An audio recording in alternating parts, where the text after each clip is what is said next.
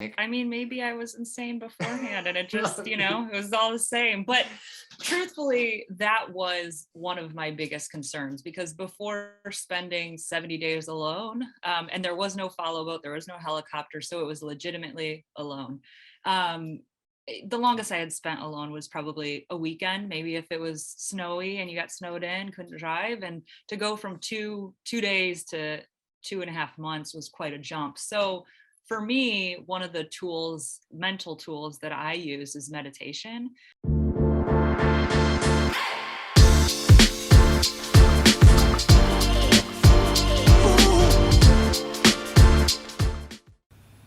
This episode of the Smart Athlete Podcast is brought to you by Solpre.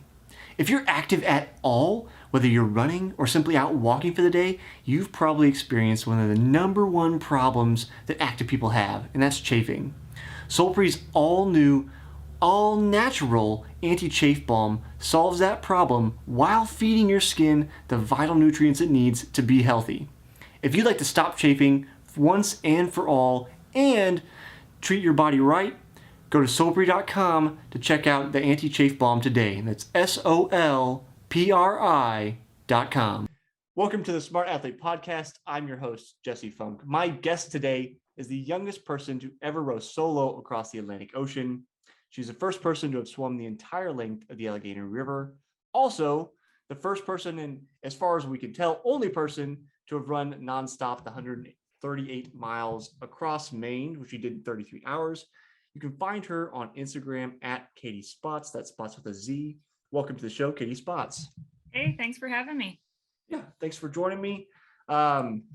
So the viewers don't know, we were talking about viewers, listeners, whichever platform you're on. If you want to view youtube.com/Solpre, you can view it on there. Don't know, as we were talking about before, we are only 2 degrees of separation apart, even though I didn't know that when my assistant booked you. So shout out to Ira, my assistant, for knowing cool people before I knew that I knew cool people. Our mutual friend Kevin, he had recommended you come on. It was like really talking you up, and then I looked on the calendar and you were already on there. So Ira was like way ahead of her job, or psychic, or I don't know what she did, but yeah, it was this really nice, like, synchronous moment. Yep, for sure. So I have to ask a little bit about what I'll imagine is like sea madness. How do you not go just insane with all the time by yourself, just rowing across the Atlantic? I mean, maybe I was insane beforehand and it just, it was all the same. But truthfully, that was one of my biggest concerns because before spending 70 days alone, and there was no follow boat, there was no helicopter, so it was legitimately alone. The longest I had spent alone was probably a weekend, maybe if it was snowy and you got snowed in, couldn't drive. And to go from two days to 2.5 months was quite a jump. So for me, one of the tools, mental tools that I use is meditation. So I did some extensive 10-day retreats where there was no reading, no writing, no speaking. Although it was a group environment, you couldn't even have eye contact because that's a form of communication. So, I mean, it may seem like, okay, meditating and doing this feat are very different, but I think whatever you experience in meditation is the same thing you experience while doing hard things. And it's intense emotions. I was witnessing intense emotions.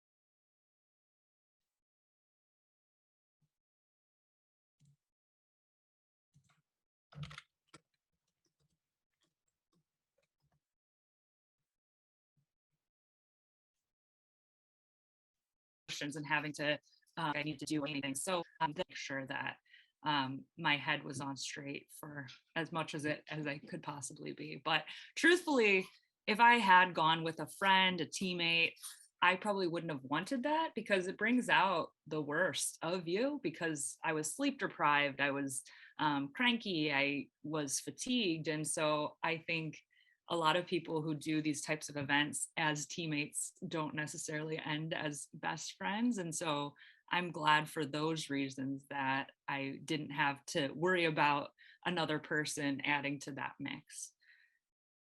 Yeah. And so for you, the listener, and maybe you, Katie, you did freeze there for a second in part of your conversation, so part of your story. So we missed a little bit of it, but we got part of it as well. Oh no. So thinking about the use of meditation, like I would agree with you, even though I've not done any like intensive meditation retreats. I mean, it seems like it's in part like a mental skill, right? Just Yes. being able to live with yourself, Yes. because we all spend so much time either loosely or not so loosely connected to everybody else that we can kind of bounce our own thoughts off of other people, or at least have that stimulation versus, I think when people meditate for the first time, they don't always realize beforehand like how much chatter is going on in your brain like all of the time.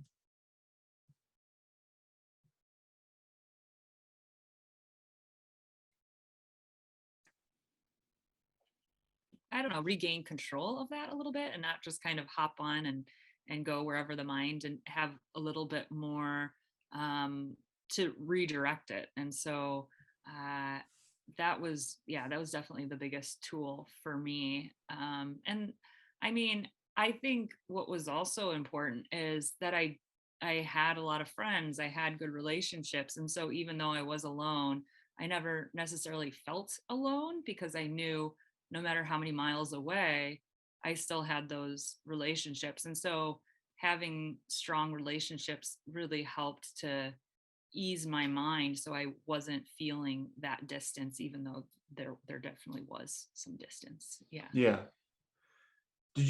I mean, was it matter like, are they just in your mind? Or are you bringing like photos along or? Oh yeah. So I did, this was because it was a fundraiser for clean water. I Mhm. mean, I did have, if you donated $30, that was enough to help one person gain access to clean water. So you could get your picture on the boat. And so I had pictures all in the cabin. And then my mom, she actually wrote 100 letters. So I anticipated the journey would take between 70 and 100 days. And so every day I had a kind of like a letter from home that I would be able to open. And I didn't have internet, but I did have an ability to do emails. So I was still in touch with some people and, trying to do that as much as I could. I mean, most of the time I was just rowing, but I was able to, do that before bed or something like that. So, yeah. So you had like, I guess logistically speaking, um, dedicated rowing hours during the day, and then from there you're just like, you just chilling the rest of the day. Like, what does a typical day look like on that Yeah. adventure? So the reason why I didn't think it took much like motivation is because there's nothing else you can possibly do on a rowboat than row. Like if I wasn't rowing, I'd be staring at a wall. I'd rather be rowing. So I would be rowing 10 to 12 hours a day. I would sleep yeah, maybe 6 to 8 hours. The sleeping was the hardest part, either because of the waves just waking me up or flying fish hitting the cabin. But I would row maybe 2 hours, take a snack break. And the only thing and at night I would also sometimes row if the moon was bright enough, because I could see, you actually did need to see where you put your oar in, because if you don't time it just right, you could bruise your knees or break your ribs, because it's very, you have to, yeah, you just kind of have to read the waves. And so a lot of rowing, a lot of eating, not much sleeping, and a little bit of snorkeling to get the barnacles off the side of the boat. Cooking meals took a little bit of time, and then blogging. But yeah, I did spend one of the 70 days just as a mental health day, where I watched Harry Potter movies on my iPod Touch and ate chocolate bars. But aside from that, it was just, yeah, rowing all day, and um, just yeah, eat, sleep, row, repeat. I guess we have to back up, and I think you touched on this a little bit. We talked about this a little beforehand. The motivation maybe to do this or do any of these things, like what, is it? I, I guess I'll ask the uh, egotistical question: is it a matter of like wanting to be like Katie Spotz, I'm awesome, like look at me do all these things, or like what's the motivation behind all of the adventures?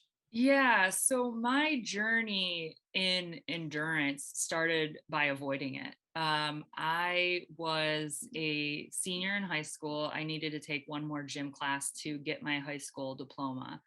And as a kid, I definitely did team sports, basically anything with a ball and a court and a field. I tried basketball, um, baseball, soccer, tennis. And so I was physically there, but mentally, I mean, as a kid, if I was playing baseball, I'd be picking dandelions. I just didn't, I was happy to be there with my friends. I was happy to be running around, but I didn't really have that competitiveness. And if you aren't that way by middle school and high school, you're just not even playing anymore. You're just a bench warmer. So I was like, oh, I'm just not athletic. So when I had to take this gym class, I had a goal, which was I'm going to try to find the easiest class and put the least amount of effort in. And that was when I saw walk, run, jog, I was like, oh, I see the word walk. I know I could do that. And so that's what I did. I just walked and put in that bare minimum effort. And then I just got so bored. I mean, going circle after circle around this lap, the eight times to do a mile, it was so boring. And so that's the time where I was like, if I really did try, could I run 1 mile? And that's something I never had done before. And so I set that target, had no idea what I was doing. My approach was to go as fast as possible just to get it over with. And because I didn't know I would make it 8 laps. So I was just like, by the halfway mark, I was just barely holding on, and my lungs were burning, didn't know how to pace myself. But that was kind of a really awakening moment for me, because I never thought I could do it, and I did. So then I was like, well, what are all the other things? It was a reframing moment. What are all the other things that I'm telling myself that I can't do that maybe in fact I can? And with no pressure of letting down your coach or your teammates, it was just this really, I have nothing to lose. So um yeah, I think for me, not having that external pressure was really liberating. And so it started with 1 mile, and I celebrated that 1 mile as if I ran a marathon. I mean, that was the high. I was, the Rocky moment, like, what? I didn't know the leg. I mean, it wasn't fast, but it was still, some people say just 1 mile, and as to describe 1 mile, but just 1 mile is just enough for you to reframe what is possible. And you could do team sports and you win, you lose, you tie. You could do endurance and you discover what is humanly possible, what is the limit. And to me, I'm very curious. And so you will see that a lot of events I do once and then I'm done, because I want to know what's possible, and I want to know. Um, and I mean, doing the row was so liberating as well, because a lot of people do a lot of things and they have opinions, and I don't really, I want pure experiences, and adventure is so pure because sometimes you don't need to ask people how to do it. You could just explore and learn and see it as no preconceived notions, no stories about what I should be feeling like. And so I love that kind of guinea pig testing it out. And so it started as that, and once I found out about the water crisis, it became more than just my own personal curiosity, my own personal, goals and yeah. And so water, I mean, because there are uh, almost 800 million people without clean water that don't need to be without clean water, that we do have the solutions, that there are possibilities, and knowing the potential is there. I mean, when you see a problem that has a solution and it has that big of an effect. So I think it definitely helped to be able to do things that did, I mean, yeah, I mean, did bring in attention to be redirected for the cause. And so because of adventures, because of these events, right now it's about 45,000 people have gained access to clean water across 15 countries and 95 projects. So I definitely see the value of doing things off the beaten path, but um, yeah, my personal thing is I don't think if you were purely doing it for ego and look at me, I really don't think I would have made it across. I mean, that is not deep enough.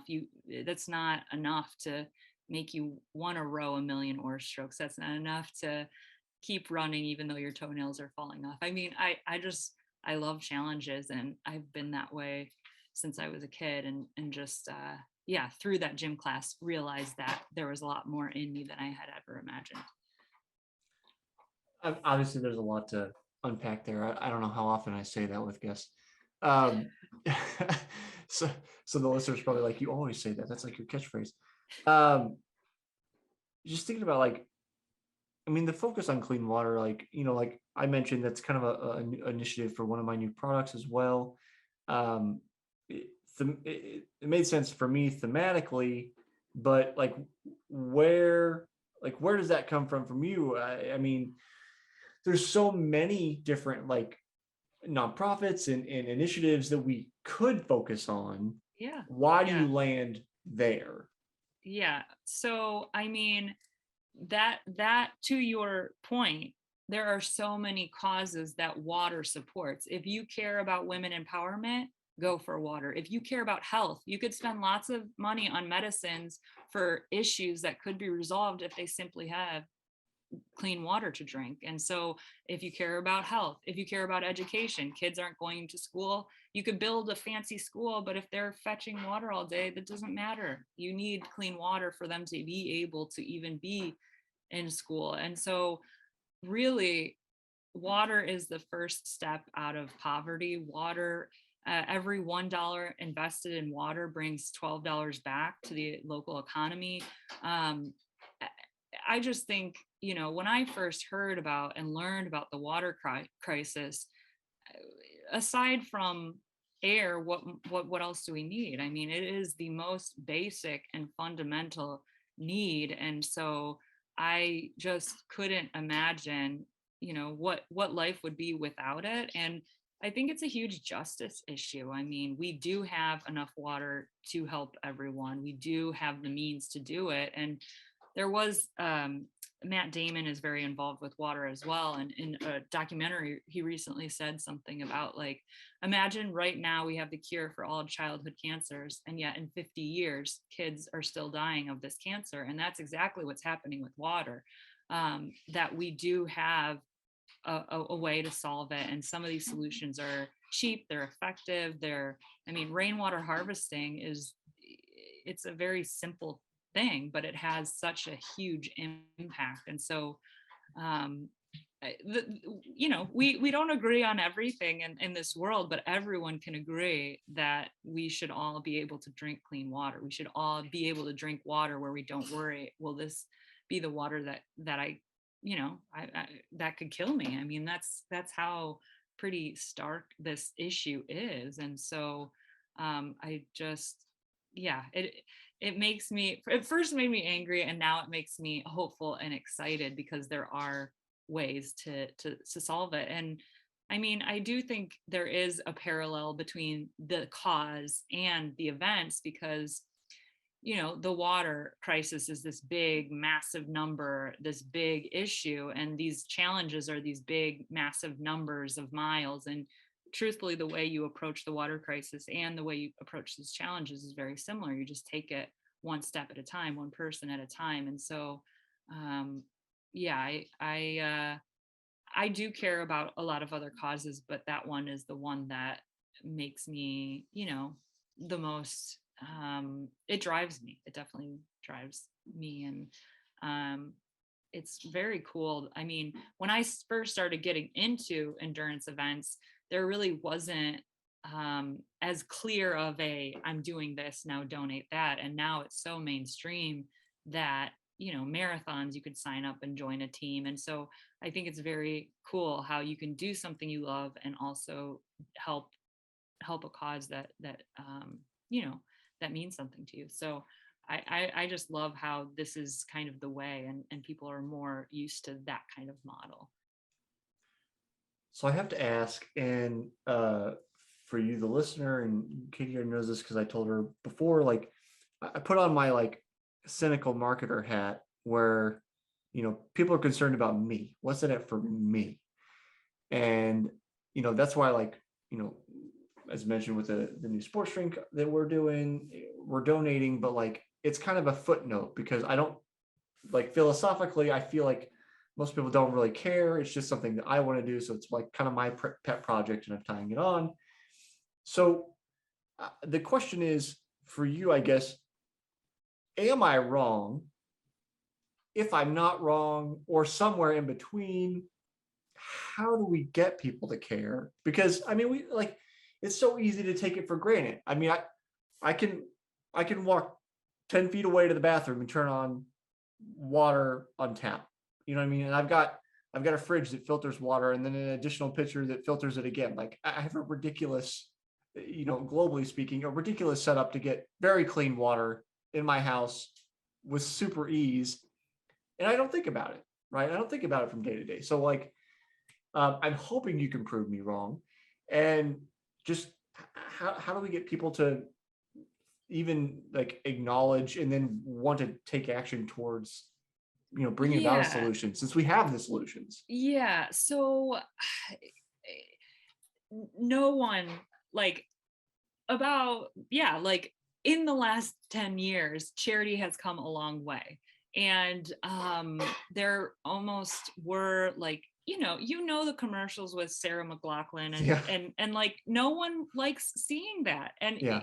guilt is not the most powerful emotion. I mean, it's love. And so I never want to make anyone feel guilty. Your guilt does not help anyone get clean water. So this is definitely not a matter of feeling guilt or shame. And I also believe that everyone has a call on their life. Everyone has a purpose, and some people will be drawn towards other causes and other issues, and that's great because it's all hands on deck for whatever you want to do. So I guess for me, my message is, maybe you don't know about water. Now that you do, now that you can do something, now that $50 can help one person get clean water. And I mean, I think it's innate in us to want to make a difference. And so it's an invitation to, if you want to make a huge difference, you can.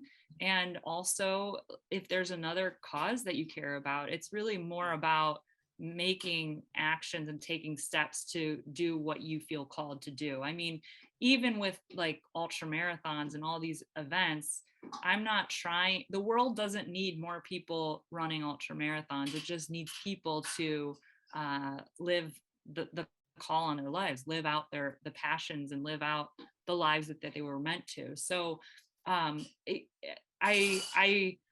think of it more as a invitation to be a part of something bigger. And if that's not where you feel called, that would be a disservice for me to try to push someone to do something that's not really what they're about. And so finding out what matters to you and then pursuing it is more important than being like, water is the most important, everything else doesn't matter. And there's a lot of other causes that matter too. So Like that was a very not political answer is not quite right, but just I wasn't trying. That was like legit. no, I know, but it's very like very measured, very well thought out. I guess maybe it's like it's not political. Like you're not like dodging the question, but it is very like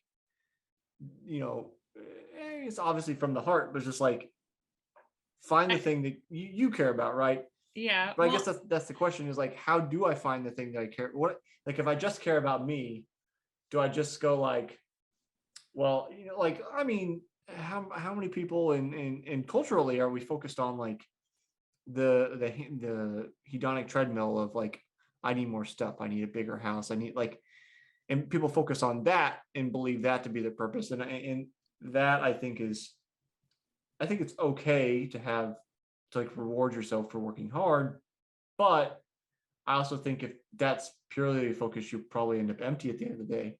Yeah. So I guess that's maybe my question is like, how do we show people the light if we want to take like a holier than thou approach?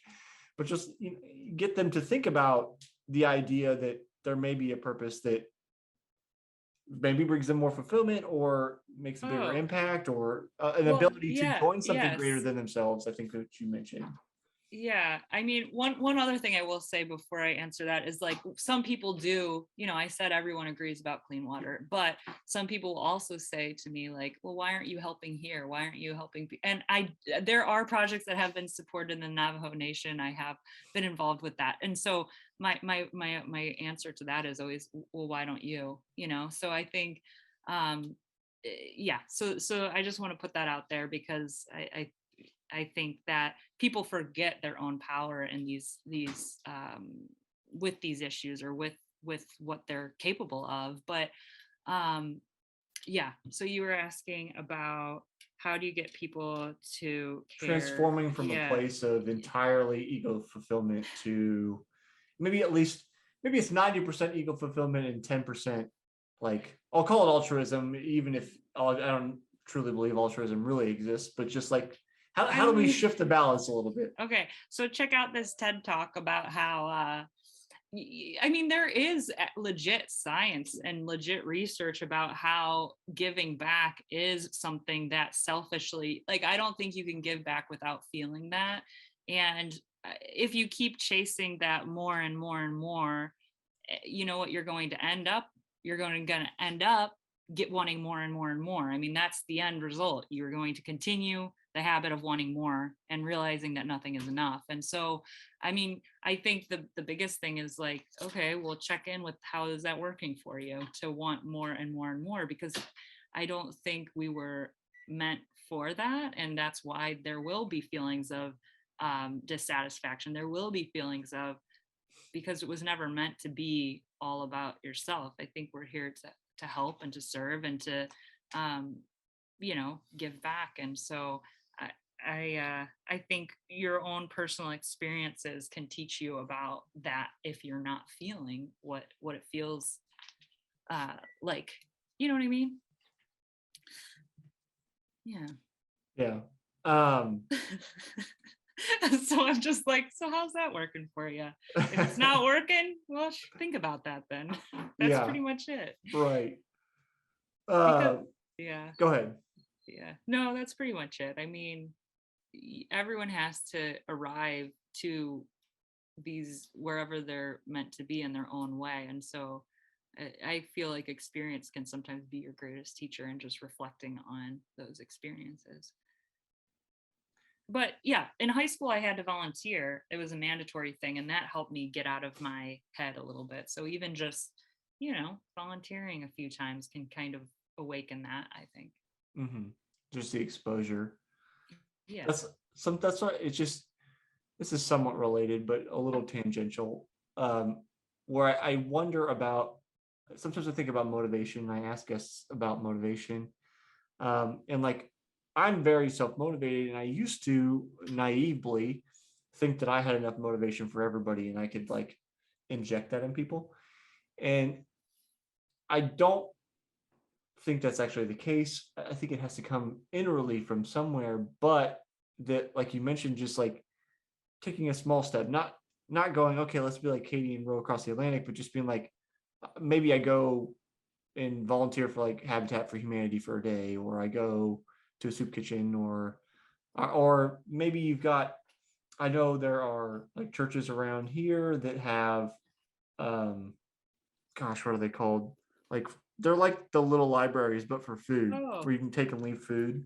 Yeah. And that's like, grab a couple cans at the grocery store and then leave them in the box. Like, you don't even, it take 10 minutes, like, there's a small step, right? Sure. Not trying to take on an entire 70-day trek all at once, and then figuring out from there where it goes. And I think, I wish I could figure out how to start that motivation for people, whatever it is. But maybe that's the thing, is like, if they already have that motivation, just taking the smallest step forward. Yeah, I mean, it's almost like, I think people are motivated. There's just something covering it. Like, there's just something blocking it. There's something luring us away from it. So I sometimes, I do speak, and I don't think I'm giving anyone any motivation. I'm just helping them move away the things that are preventing them from doing the things that they already want to do. So you can't give someone that, but you can help them move the things out of the way so that they can actually do something with that. So yeah. I do want to ask you about what I think is like insider knowledge. This last weekend we talked about beforehand before we got recording. This last weekend I spent time with our mutual friend Kevin, and he showed me a photo, I think, of your leg, which was like bruised Yeah. and pretty gnarly looking. I think it was. Do you think I'm pretty? That picture. Maybe it might have been that one. He was just like, look at Kenny's leg. I think it's cool. And so number one, what happened? And then where do you go from there? I mean, it seems like you're probably not in any condition to go run, across another state at the moment. Hmm? I don't know. Maybe. No. I don't know. So I thought it would be a good idea to rollerblade across Florida, from all across the Florida Keys, from Key Largo to Key West. I thought that would be so rad. I mean, it's pretty flat. Who wouldn't want to go across 44 islands? And I've never been in a bed. Who wouldn't want to rollerblade across 44 islands? Who would think maybe I shouldn't do this? Well, I mean, I did practice. I rollerbladed across Connecticut, and I did some test drives, and it was for a fundraiser, Skate for Water, for a community in Haiti. And so my friend and I went down in February, and we anticipated it would be a 4-day journey, doing like an ultra marathon every day.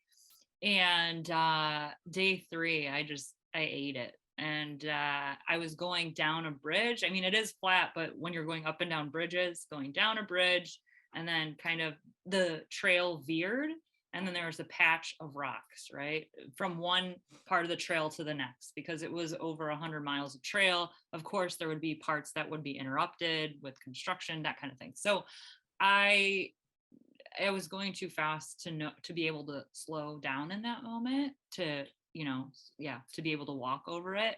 And so I tried to catch my own fall, instead did kind of like the splits kind of movement, tore my ACL, tore my MCL, sprained my wrist, went to the ER, and they did the x-rays, and they said, nothing was broken. And so pain is tolerated. And so we finished the next day. So that is, the good news is, once it's already broken, you can't break it. So it was already, there really wasn't much. It was broken. So even going further, it might have, it was going to aggravate it. So I did have a call, and I have nurses in my life, and of course, no, everyone's going to be like, no, you shouldn't do that. But the question is, will this make this worse? Will it cause permanent injury? What are the consequences? And I mean, it was when I told people being on this podcast, I was like, I don't know if I'm the smartest athlete out there. I mean, you rollerblading with a torn ACL and MCL, probably not the smartest idea. But I mean, truthfully, that is my biggest struggle as doing these endurance challenges, is knowing when to stop, rather than, I don't need someone being like, go do it. And I mean, Kevin and I did another adventure race across America, and he joined the team because I had a broken pelvis, but I was still on a hand bike. So I mean, it makes me want to even try harder, because it's like, ooh, this is like something else to overcome. And I definitely had a strategy, right? Like I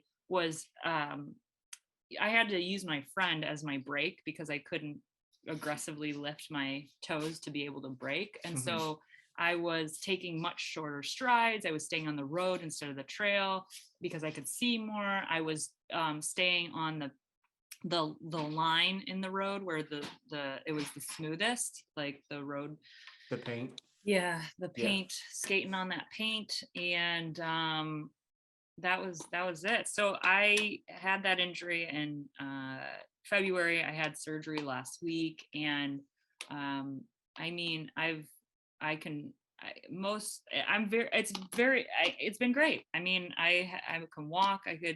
The 6 week mark is supposed to be when you go up and down stairs. I can already do that.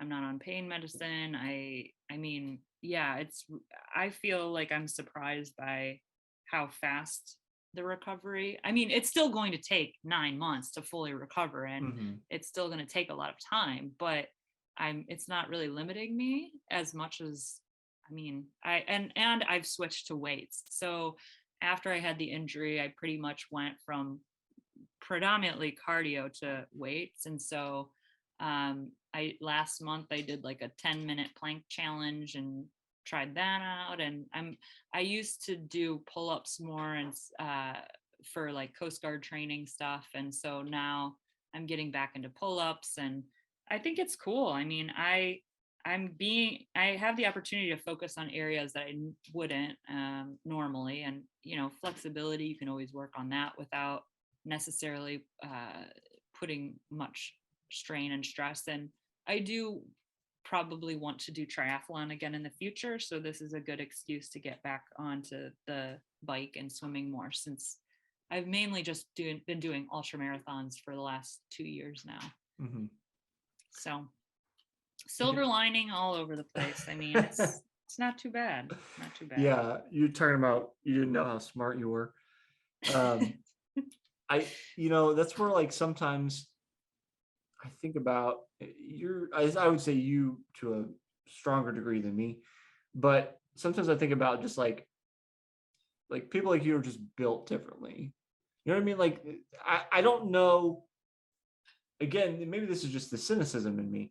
I don't know that you can take average Joe and make them go, yeah, well, I tore my ACL and MCL, but I mean, I can still skate, so I just decided to finish it up. Like I think most people, number one, probably wouldn't have started to begin with, but then also would have been like, no, I think God is telling me to stop now. Like this, it's enough. And you're like, no, I think it's fine. Like, is it gonna be permanently damaged? No, like I'll just do it anyway. So I just sometimes I think there's something, your parents gave you genetically that just not everybody has, something inside, or who knows, maybe that first mile was like flipped a switch in your genome or something, and everything just has progressed from there. I have no idea. Yeah. It's in speculation on my part entirely. I mean, I definitely haven't figured that out. I do have 2 older brothers, and so I think I was more of a tomboy and always having to catch up with them, being, my oldest was 4 years older, and so when you're a kid trying to keep up with someone 4 years older, and so maybe that help me be more like, trying to keep up kind of mentality. But I don't know. I think, we can be driven by fears, right? And some people are afraid of failure, and I'm not as afraid of failure. I'm afraid of regret. I'm afraid, like, that was the thing. If I didn't do the last day, I'd be afraid to be regretful. And I would have always thought about, well, what if I tried? What if I did this? What if I did that? And so my fear of failure is much stronger, or my fear of regret is much stronger than my fear of failure. I would rather deal with that. I mean, the biggest fear for me is being an 80-year-old woman looking back at my life saying, what if only, and just, that is such a heavy burden. And I just don't do well with that kind of thinking, because I mean, we don't really have a lot of time. Like, we only have this. And so I just want to use it and see what we can do with it. I think you and I could probably powwow about death as motivation another time, but we're running because that's a big motivator for me. Yeah. And we don't have time to get into it now, unfortunately. So before we run out of time, I want to ask you the question I'm asking everybody this season. I'm hoping you have a good answer, because you've certainly had some big ones. My season question this year is, how do you celebrate your wins? Let's see.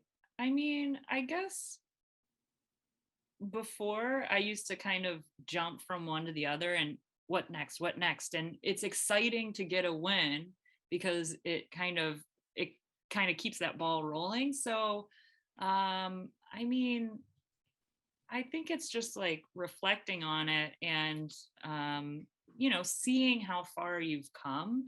Right now, my win of the day is bending my knee 110 degrees. And so just knowing that if you give that little bit every day, it's going to add up. So I think it's just mindfulness, just like really taking that moment to appreciate where you're at rather than continuing to think, okay, what's ahead. So yeah. It's a good answer. Katie, if people want to get in touch, see what you're up to, see what your next project is, donate, any of that kind of stuff, where can they find you?